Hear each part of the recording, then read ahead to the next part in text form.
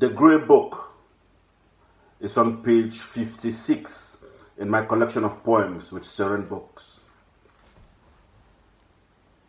My mind wonders what treasures are hidden within your spine. Behind these fine lines, should I pick you up and peruse?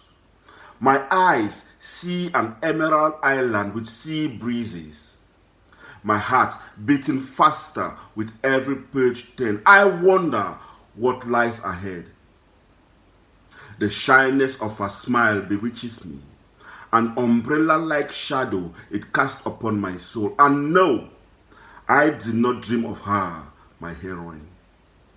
I watched her coming in fast forward through these pages. La belle dame sang merci, my eyes trembling every time she appeared.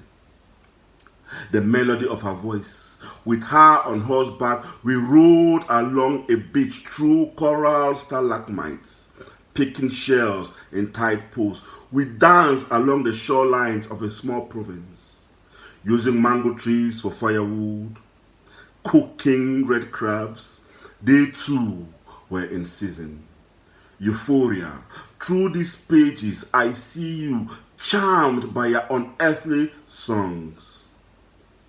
Through the pages of this great book, we dance together towards that shore.